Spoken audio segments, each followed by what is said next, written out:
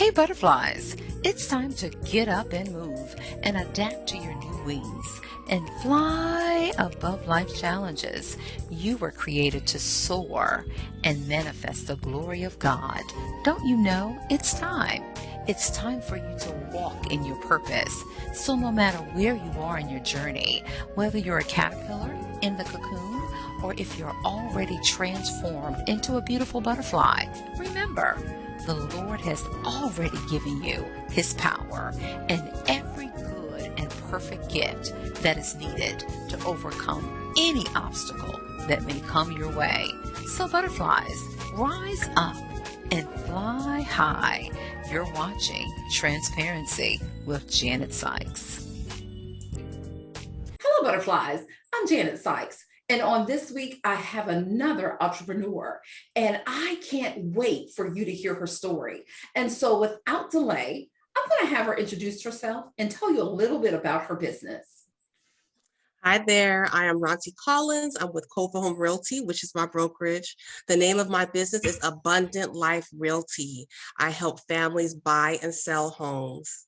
That's exciting because those of you who don't know this, but Ranti just brought a new home. I just brought a new home, and it was Ranti who led my husband and I to our lender. So I'm so excited to have her on here. And so Ranti, I have a few questions for you. And I know that your story and what you have to share is going to encourage our butterflies. And if they're interested in buying a home, you're going to encourage them not to be afraid, because so many people are afraid because of their credit or because of their past history, the spending, their budget. And I know that you're going to give some insight on encouraging the butterflies to buy a home.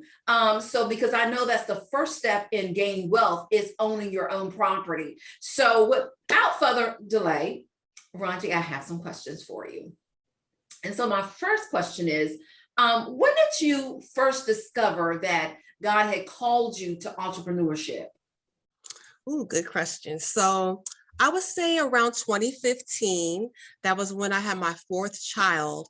And I realized that the whole regular 9 to 5 thing wasn't working good, wasn't working out with my work-life balance. So I would say around 2015, that's also the same year I bought my first house. Mhm. So going through the process of buying a house and realizing how ignorant I was of the process, it kind of got the wheels in my head turning. It really was my husband's idea that he said, wow, I think this kind of job would fit you pretty well. And, it got the wheels in my head turning. And I said, yeah, I do need something flexible so I can be home with the kids more, but also use my gifts of teaching and helping people. So that's how it all started in 2015. And you have the perfect personality for it. So Ranti, you are the perfect person to be a real estate agent because of your personality. I met you doing Tuesday morning Bible study. And just the way that you are open, you are transparent, you are, you're willing to share whatever knowledge you have. It's awesome because let's face it, a lot of us who buy homes, whether in the past or current, are not as knowledgeable as we should be when it comes to buying property. So with that being said, I have another question for you. So when you knew that, okay, I want to be a real estate agent, and your husband was encouraging you, what was the first thing you did when you knew that, okay, I'm going to own my own business? God is calling me to own my own business. What was the first thing you did? Yes. So first thing I did was I had to look into how do I even sign up for a class? Like, how do you do this? Thank God we live in the information age. So I was able to just kind of look up the steps. So I found out where I could do school. It was like an online school, which is very convenient. I started with doing school first, and I was working at the time. I ended up having to take a step of faith, and I quit my job so that I could focus on the information. It was really overwhelming because even with going through the process of buying a home, I still was very ignorant on a lot of the terms. So it literally felt like learning a new language. Oh, really? And I said, you know what, I need to fully dedicate myself to this. I'm quitting my job. And they actually like kind of laid me off. But then like a week later, they were like, oh, we got funding back. We can take you back. And I was like, nope, I've moved on to something else. So that little tidbit just came back to me that an opportunity presented itself by me getting laid off. Sometimes something that seems bad is actually something good. And then that led to me saying, no, I'm not going back. I'm going to continue to focus on my goal. And you know what? That was almost confirmation, because, God was leading you to leave your job to start this new venture. And then your other job called you back and said, first they laid you off, then they called you back, and so it was almost like, okay, God said, I'm taking you out of this. And then you had the faith to say, nope, I'm going to stick with God. I'm not going back. And so you continued on this road to entrepreneurship. And I think that's awesome. I really do. And, that says a lot to our butterflies, taking that leap of faith. And of course, I know you talked to your husband first, and then you guys sat down, counted up the costs and said, okay, let's go ahead and do this. And that says a lot about faith, about doing something. I remember when I first started this podcast, that took faith, because first of all, I'm an introvert. I say that all the time. People don't believe it, but I am. Unless I know you. If I know you, I'm going to talk to you. But sometimes when I know people don't want to talk to me, I'll make them talk to me, because I'll just keep coming up with conversations just to win them over, so to speak. But I think that that says a lot about stepping out on faith, because, faith is the substance of things hoped for and the evidence of things not seen. That's what Hebrews 11:1 tells us. But in layman's term, faith is believing something even though you don't see it. And because you knew this was what God called you to do, you decided, hey, I'm going to give it all I got and I'm going to go for it. And so I think that's awesome to so many people who are contemplating whether or not they need to take this step. God has called them to own their own business, or whatever the case may be, go back to school, get your degree. And they just haven't taken it because of fear. And so we don't want to allow fear to stop us, but we want to keep going forth and go by faith, right? Amen. So tell me, can you tell me about the conversation you had with your husband when you said, okay, I'm leaving my job and I'm going to go, I'm going for broke, so to speak. Right. So again, with me forgetting that tidbit, I literally just remember that now that they laid me off. In my brain, I was like, yeah, I just left. But it wasn't that hard of a conversation, because at first they laid me off. So I really didn't have a choice. And then once I was already gone, it was like, well, why go back? And one thing, if you knew me and my husband, stuff like this happens all the time with us. So it really is not that much of a stretch that my husband is a very strong man of faith. So usually when I come to him and say something, he trusts my instinct. He trusts like my spiritual insight and stuff. And we're usually on one accord, which is nothing but God, because I will say before we really were on one accord, like, in our faith, it wasn't always like that. But once we got on one accord with our faith, for the most part, we pretty much feed off of each other. So if I'm stepping out of faith, he's usually in agreement with me, and vice versa. So, his faith was already there. It wasn't a problem. God has already brought us through a lot of crazy things. Awesome. And just preparing you for that moment, right? Yes. For that particular moment. Awesome. So Ranti, I think it's great that you and your husband are on one accord, and that you were able, you went to him and he was like, okay, I trust you. But is there anything else that you want to share with us about that moment? Yes. So I will admit, now I was looking for a flexible job, but the whole real estate thing was actually his idea. I at first was not really on board. I just was like, I don't know. It's not like I have like a passion for it or anything like that, but he saw it. He saw the vision. He saw the future. He saw what it was going to bring and contribute to our family and other families. I didn't see it at first, but I did choose to submit to him. And I'm glad I did. Ranti, oh my goodness, because let me just say this. I had the same experience. Okay, so it happened a few years ago many years ago, when I told my girlfriend, I said, we're going to be on the radio. Now, back in those days, the radio was a thing, right? So we're going to be on the radio. We're going to be talking about the word of God. And so years went by. And so one morning I was teaching Sunday school. I had no idea my pastor was behind the door listening or whatever. And then later on, he says, one day you're going to be on TV. He said, you're going to be on TV. And I was like, oh, okay. I was laughing off, right? And so, and then I thought about it, the Lord gave me the podcast. And so before then I was sending out like daily devotions to some of the women in my circle at church. And so I was sending out daily devotions, and I just knew that was going to be it. And so one day I was telling my husband, I said, honey, I said, I want to go ahead and go forth with this. He said, well, I have the perfect person. And she goes to our church, and she's been in broadcasting. And so I set it up where I went to breakfast with her.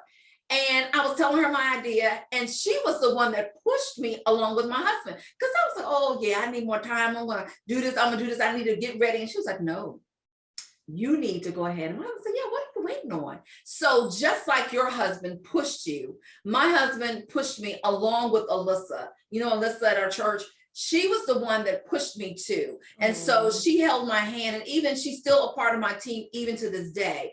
But she was the one that really, really, along with my husband, said, girl, go get it. Yes. And so sometimes we know what we're supposed to be doing. I say all that to say this. Sometimes we know what we're supposed to be doing, but we just need that extra push in the right direction, because we're right there on the edge. But all we need is somebody to push us over to go forth. And once we go forth, we can't turn back. I'm glad you said that, because we don't always immediately do what God calls us to do. Sometimes we need that extra push or that encouragement. So I'm glad you brought that up, and I'm glad you brought that out, because that's important. And it's nothing wrong with it. It doesn't mean that you have a lack of faith or anything like that. It's just that you want to make sure that you counted all the costs, and you're sure it's just not self or your emotions, but it's really something that God is calling you to do. Anything else you want to say about that, Ron? I agree. No, I agree. And I thank you for sharing your story. It's absolutely true. He's going to put people in your circle to push you, we can't do it on our own. We need community. So I'm very grateful for everyone that pushed me, encouraged me. And even when I started, anytime you start something new, it's kind of hard to build the momentum. I'm grateful for all the people that, believed in me. And so, Ranti, what you said is very important, because I think about how God gives us a sphere of influence. And not only that, but he does put people in our circle, and it's up to us to utilize the people that he's given us. I have people who have been in broadcasting, people who have been on the other end of the radio, people who have been in different areas of, I would say, entertainment. I guess you could say entertainment, but also ministry. And so we can connect to them. And it's not by happenstance or accidents that these people are in our lives. They're in our lives to help us. And so it's up to us to utilize them in a way that will bring God glory. So Amen. With that being said, I have another question. So, everybody has a mandate for their business or for their ministry. What is it that God is telling you, this is what I want you to do because this will bring me glory? For instance, I know my goal is to win women over. Some women are, they don't know which way to go. They're confused. Some women, they just need an outlet. And this is an outlet to encourage, to inspire, to save, to let them know that they're not alone, to let them know that they're okay because they're different, because we are created to be trendsetters. And so it's okay to be different. It's okay to be who you are. We are fearfully and wonderfully made. We are all unique in God's eyes, and it's okay to be who you are. That's my mandate, to encourage women to keep going forward and go get what you need to get, to be strong, but to know that you are who you are and you have what you have because of Christ Jesus. So what is your mandate for your business? Well, you about to make me start shouting over here. I'm about to start playing some Mary, Mary, go get your blessing. My mandate. Okay, so my mandate is to minister to families. Mm-hmm. Now, when I say, I don't want to just say families, because I don't only work with families. I do have singles that I work with as well, but specifically families that are in need of homes. With having a family, you have more of a need to have a home, have the space, have the yard for the kids or the dogs to play with, Can I stop you right there for a minute? Because I'm so excited right now, because many of us, particularly the African-American families, we come from generations who did not own their home. They rented for years, whether it's in the apartment, subsidized housing, and we did not get the picture of where owning your own home is the key to owning wealth. So I am so excited to hear you say that your mandate is to talk to families, because can I tell you how there are so many families out there thinking, I can't own a home because I can't afford it. And a lot of times homes, the mortgage is less than the apartment that you're paying monthly. You know, so go ahead and take it from there. But I'm just so excited you said that. No, you're absolutely right. Guess what? We were those people, okay? We did not get our house until after our 4th child. So we had been renting for years and years, having all these kids in an apartment and all that. Oh, you know, so we have to. We were too. So yes, I understand. We were those people. So I'm coming from a place of I get it. And again, it took other people telling us, why do you guys keep renting? Why don't you buy? Your mortgage will be less than your rent. We didn't know that. We were ignorant. We didn't know that. We thought we couldn't afford it. So it takes knowing these things and getting the knowledge that, wow, I actually can afford to buy a house. And oh my gosh, it actually costs less than renting. So again, my mandate is to minister to families, encourage them, educate them, let them know that this is even an option, you know, and push people for greatness, because a lot of people just settle. They just settle. Well, I've always rented, I'll continue to rent. And even when you say things like what you said, that buying a house builds wealth, a lot of people don't understand what that means or why. We had 4 kids in an apartment, and we finally decided going to buy a house from being encouraged by others, just like you're saying, people saying, well, why are you guys renting? Why don't you buy? Your mortgage can be less than you're renting for it. You know, we didn't know those things. We were ignorant, just like many people are ignorant of that now. And I'm a witness, we were too. I mean, even though on my husband's side of the family, you know, they come from generations of homeowners. On my side of the family, I don't come from generations of homeowners, you know, until recently. And so we were very ignorant into that until we realized that, hey, you know, why rent someone else? Even though if that's all you can do at that time, go for it, because I understand that too, been there, done that. But when you come into the full knowledge of things, don't be afraid to step out. But go ahead, because you're the expert. I'm gonna let you talk. No, you're absolutely right. And a lot of times people don't understand how can they build wealth from owning a home. The thing is, you know, it takes about 30 years to pay off a home, a traditional home. If you just make one extra payment a year, you can cut that down tremendously. Some people even get a 15-year mortgage. Regardless, the point is that your house will be paid off at the end of that 30 years. You will not have to pay rent, mortgage, anything like that. The only thing you'll have to pay is your taxes, which is very minimum, okay? So that's building wealth, because at the end of your life, you're not gonna have to pay a rent. You're not gonna have to pay a mortgage. You have all this extra money. You could be investing with that money. You could be making millions. Not only that, but if you buy a home with equity already in it, I mean, that's a plus.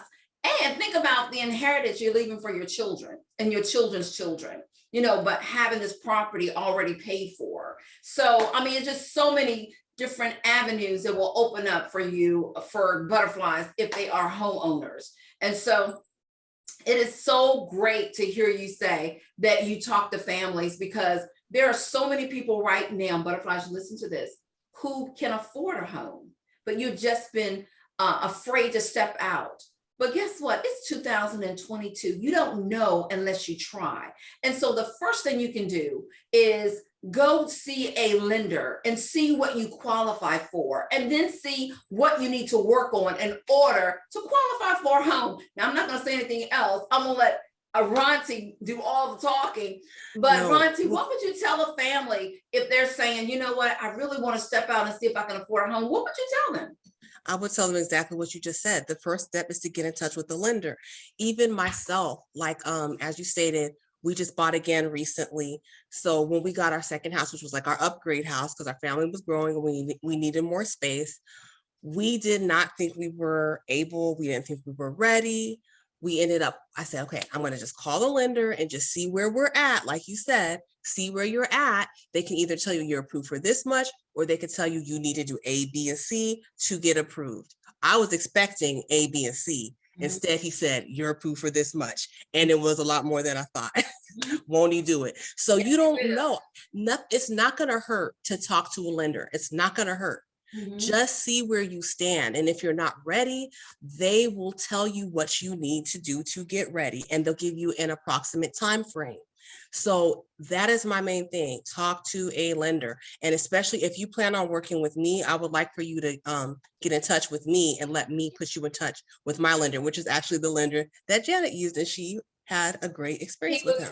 He was great. I mean, he was awesome. Matter of fact, I mean, it was so great, you know, and the whole process was good, you know.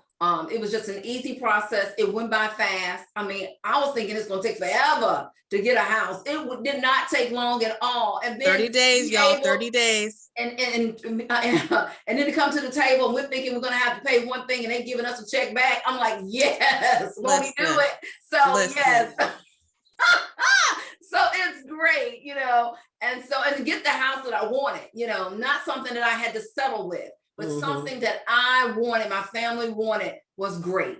It was great. And so that's exciting. So I want to ask you something else, because one thing you said that really is sticking with me about families, you know, educating families about being homeowners. You know, do you feel like God strategically sent particular families your way? And not only families, but people who can help you help families. Talk to me about that. Oh my goodness. Yes. So last year, really the last 2 years, the market has been extremely competitive, extremely. And so one family, oh my goodness, thank you, Jesus. I help them sell and buy. It's very strategic to line it up to where, you know, you don't want them to have to move twice. So the sale of this home is going towards this, to them buying this home, and you want them to just smoothly move into the home. So it can be very stressful lining that up.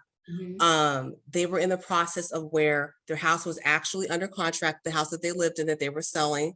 So that was good, but they started getting really nervous about getting another house under contract, because again, at that time it was super competitive and they actually wanted to pull out. And I had to just encourage them. And I said, wow, this is why God has been pouring so much into me over all these years. Like when I was getting poured into spiritually, I didn't understand. I was like, why am I getting poured into so much? Where is all this going to go? And now I'm like, oh, this is why, because I have to pour into these families. I have to encourage them. They're stressed. They're freaking out. They're, you know, all the things. And I have to remain a professional. I can't let them freaking out get me to start freaking out. You know, I have to conduct myself as a professional.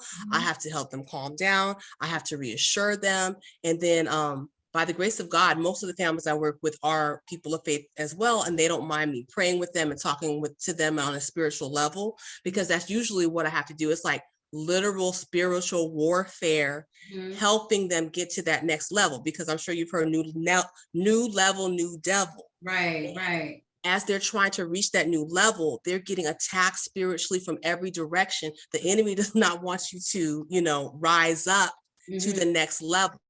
So it's like I'm in the trenches with them fighting against all this spiritual attacks. So in the end, how did you get them to say, okay, let's do this? So I just had to encourage them. You know, I prayed with them. I said, what God has for you is for you. He helped you get your house sold for what you wanted. You didn't have to do any repairs. It was a very favorable situation. And I said, God's not gonna give this to you and not complete the process. He knows that you need a place to live. He knows that your family needs a place to live. We have to stand in faith and believe that it's going to come to pass. And I said, you know, we're only going to get through this through faith. We have to believe that you're going to find a house that you want, and that we're going to get it under contract. You know, so that's how I just had to encourage them.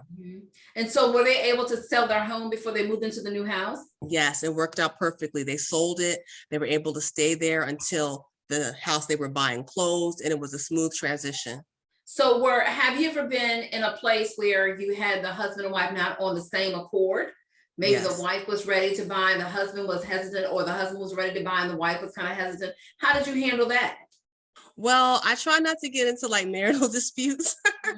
I usually, honestly, from a biblical point of view, I usually try to tell the women to just submit to their husband. You know, you can't like if the husband's the one that wants to buy, go with him. If the husband doesn't want to buy right now, you need to submit to that and do it at a later time when you guys are in agreement, because that's just the biblical order, you know? So a lot of times, like, let's say, for example, the man is the breadwinner, and if the wife is pushing him to do it and he doesn't want to do it, it's going to have a ripple effect. It's going to impact their marriage, you know, it's going to impact their family. So let's just look at everything from a biblical point of view, and you need to let the husband lead. So if we just need to go with what the husband wants to do, that's the advice I give to the women. I just say, look, you can talk to your husband, tell him how you feel, tell him what you want, but at the end of the day, let him make the decision, because whatever happens is going to fall on him as the leader of the home. Very good. And I think also a lot of times people are resistant because they're not knowledgeable. And I think once you sit them both down and tell them the benefits, or, you know, let them know, okay, it's not as bad as you think. You know, Right. a lot of times people are afraid of the unknown.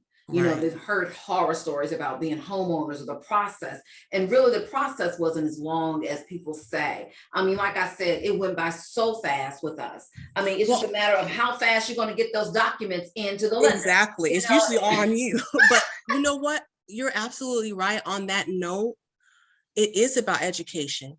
And I will add that in when I say submit to the husbands, I do say, let's do a buyer's consultation. Mhm. Let's talk. Mhm. Let me explain the process. Mhm. Y'all discuss, and then what he decides. So that is a very valid point, that educate them and then let them make an educated decision. Absolutely. And even for the singles, butterfly, if you're single, you still can buy a home. You don't have to wait to get married.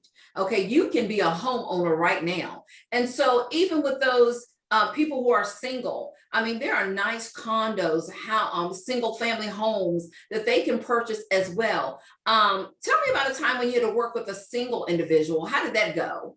Okay, I work with singles all the time, all the time. And ironically enough, it's usually women. It's usually women. And I have to say, these women are doing their thing. They are doing their thing. I have helped lots of single women buy.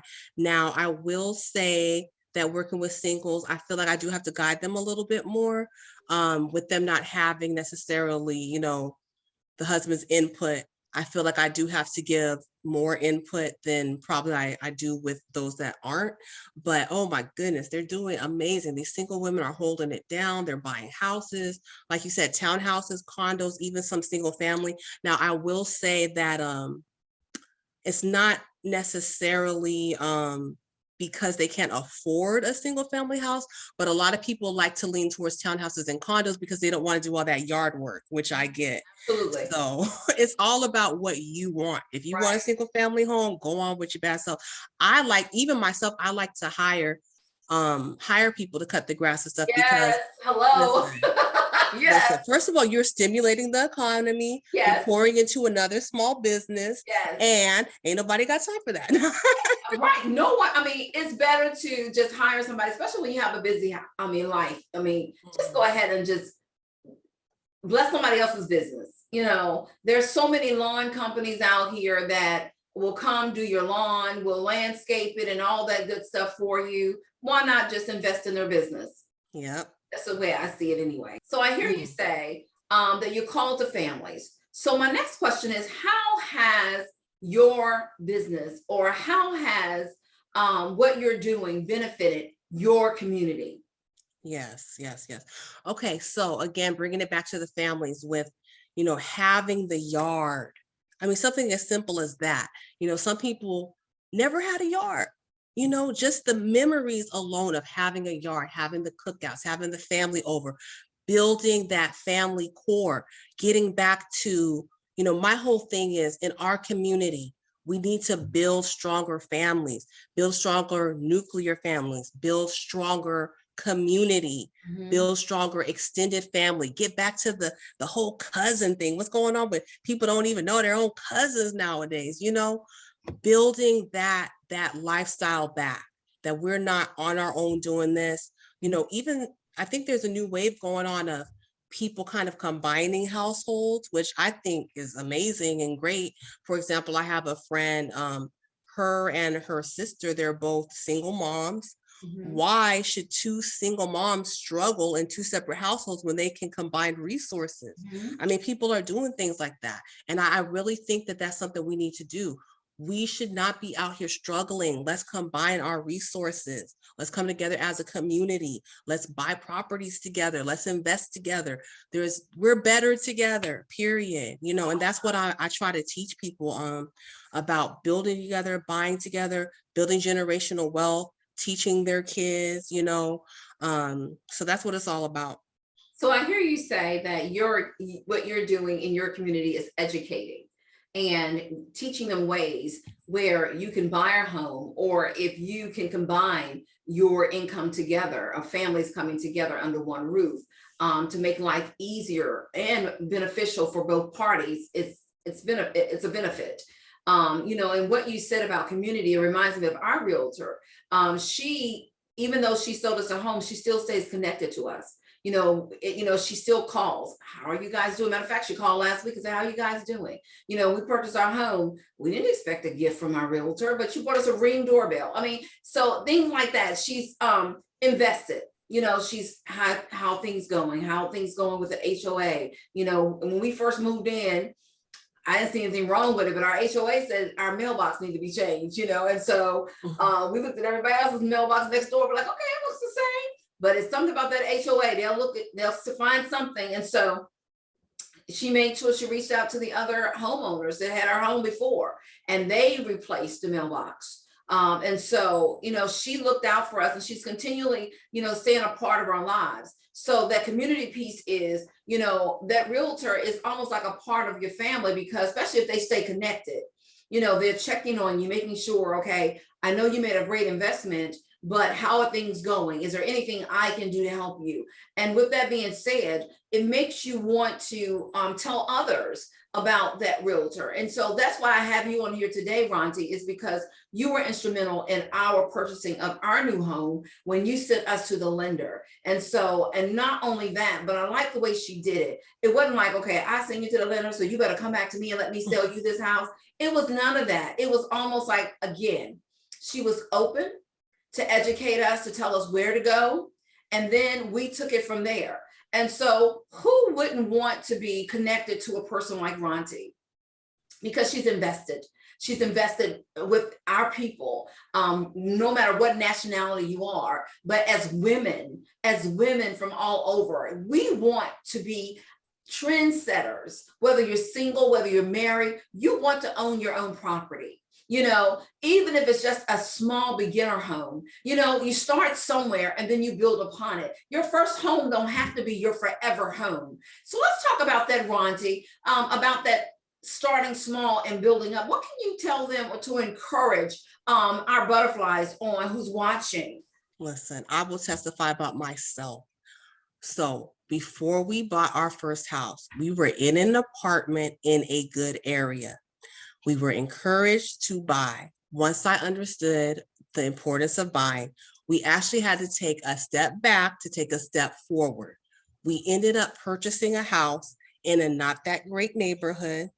Mm-hmm. So that's what I mean when I said we took a step back. It was not our dream home, nothing like that. Now, wow, flash forward 4.5 years later, now we are in our dream home, in our dream location, but we were able to use that from purchasing our first home. It was a stepping stone to buy our second home. You take, you know, whether you use your first house as a rental, whether you sell your first house and use that as leverage to buy your second house.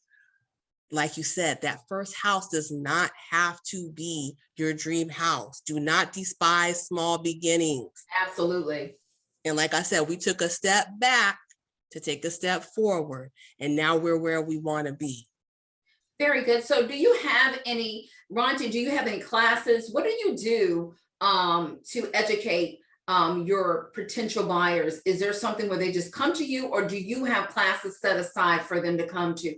Or do you do consulting, or what do you do to make the community aware of how to buy a home?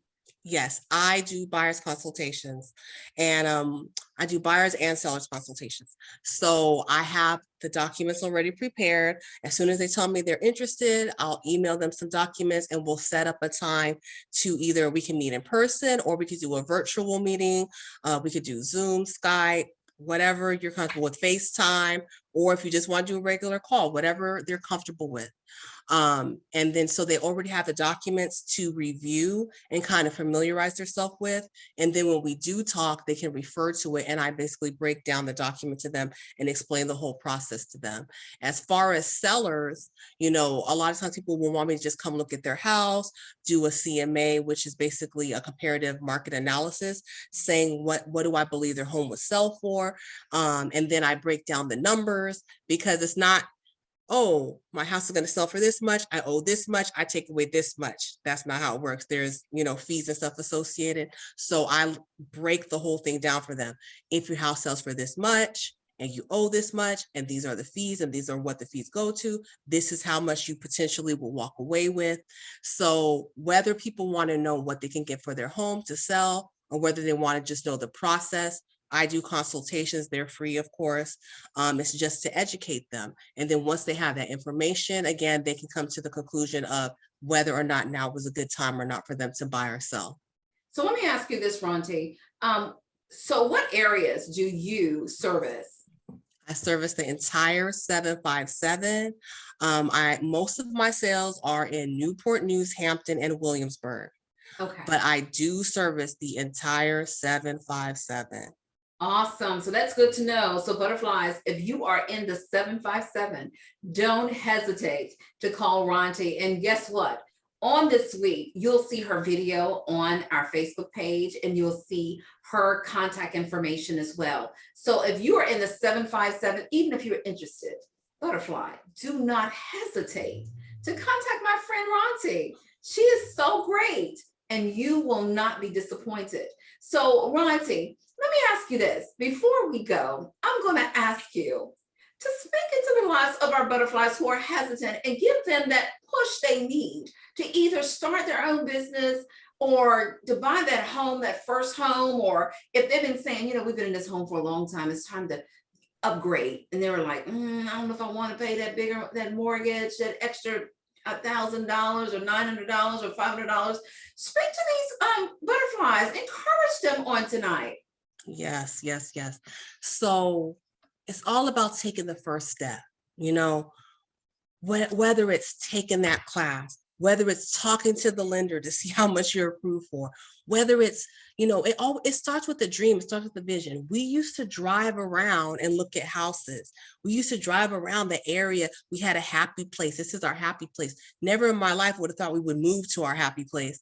We just, you know, we just liked it. It seemed too far-fetched that we would move to our happy place. Mm-hmm. You know, it starts with the dream. Start dreaming, drive around, look at houses, see what you like. Just start dreaming. And then once you start dreaming, then take the steps to get to that dream, whether it's upgrading, getting a house, whether it's starting your own business. You know, I know it can be very overwhelming. Like, how do you start a business? You know, we live in the information age. The thing is, you have to take the time to educate yourself. Yes, maybe we're going to take time off of social media. How many hours do we waste on social media? Imagine if you were spending those hours learning how to start your business. Go to networking groups. There's so many groups on Facebook, different networking groups. They actually have programs on how to start your own business. I mean, there's so many resources. You just have to tap into the resources. Use the information age that we're in. Google grants, Google how to start a business. I mean, you got to start somewhere. It can start with the Google search. Right. Absolutely. And thank you, because that was encouraging. You have to start somewhere. You know, you have to know, educate yourself. Education is key. Educate yourself. And, you know, it made a lot of sense, you know, what you said, Ranti. And butterflies, listen, don't delay. You know, you could be one step closer to buying your first home or upgrading, who knows? But stop thinking about it. She says, you know, it starts with a dream. Do you have a vision of where you want to live? If you do, start with calling Ranti. Tell her about that dream. and let her help you. So butterflies, on tonight, I hope you were encouraged to step out. If you have that vision or that dream, just like Ranti said, give her a call and let her make your dreams come true. Make that dream a reality. And perhaps you're in a home and you've been thinking for a very long time, it's time to upgrade. Well, now is the time. Call Ranti. Well, butterflies, until next time, remember, God has given us the strength and the tenacity and the grace to fly over life's challenges for his glory. So until next time, flutter your wings and fly. Bye-bye. Subscribe to Transparency with Janet Sykes. Then click the bell so you don't miss a notification. Afterwards, like Transparency with Janet Sykes on Facebook. Connect with our group, Butterflies of Transformation, while you're there. Be blessed.